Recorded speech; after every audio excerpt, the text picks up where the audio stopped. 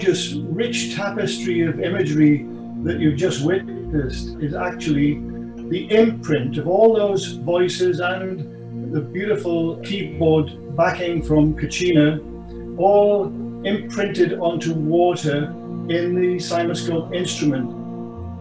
The CymaScope is an instrument that has a small body of water, and the music is imprinted, literally imprinted, onto the surface of that water, and that reveals the imprint of all those beautiful vibrations on the water.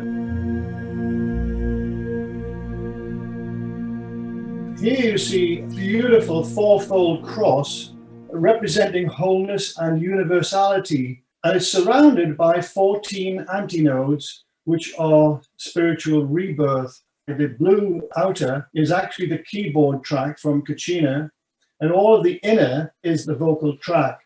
And if you sort of half close your eyes, you can see what almost looks like a butterfly's wings.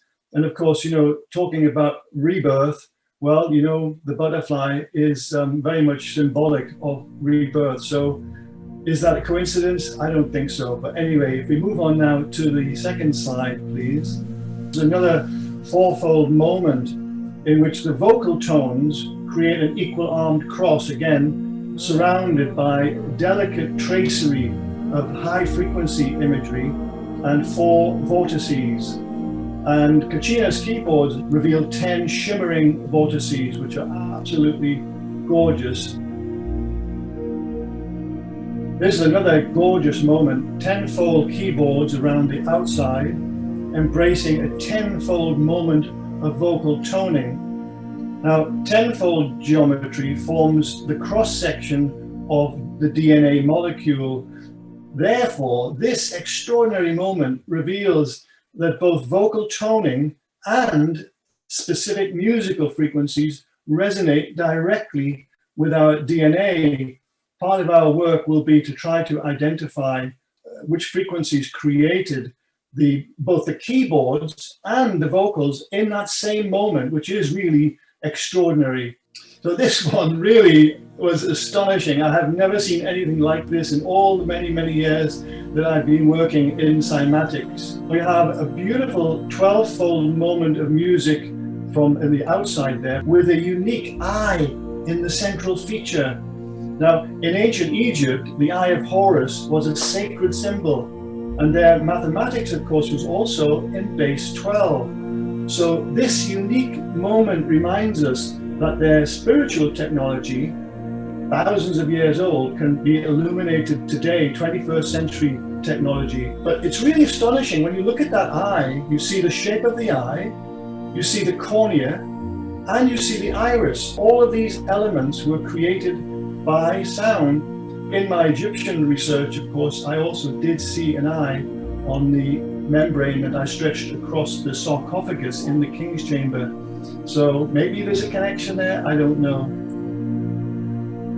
This is a sublime 12-fold moment of vocal perfection with 12 frond-like antinodes, reminiscent of the lotus blossom, which was so revered in ancient Egypt, but also, of course, in India. The central area contains a multiplicity of vocal frequencies arranged in beautiful harmonic geometries. And around the periphery, we see just a hint of music in blue tint.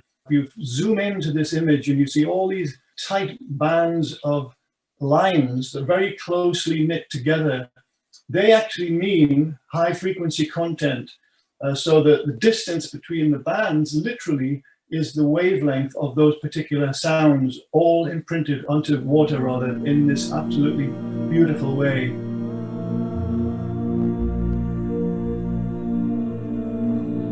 This one is extraordinary. It's a rare 14-fold moment of vocal toning, coupled with, in the same moment, a 14-fold image of Kachina's keyboard music. 7 and 14-fold geometry has been discovered to manifest only in the presence of spiritual purity. And of course, we know that on that day, you are holding, for sure, spiritual purity. These beautiful patterns that we've just witnessed are not just happening in the CymaScope instrument. Whenever you have sound and you have a membrane, then you must get a cymatic pattern imprinted on that membrane. It's just the laws of physics. And so, when you were hearing that beautiful music and also feeling it, so are all of your cells. So those patterns that you saw, the dynamic patterns, are actually happening all of the time when you listen to beautiful music on every cell in your body. So just think about that from the healing perspective.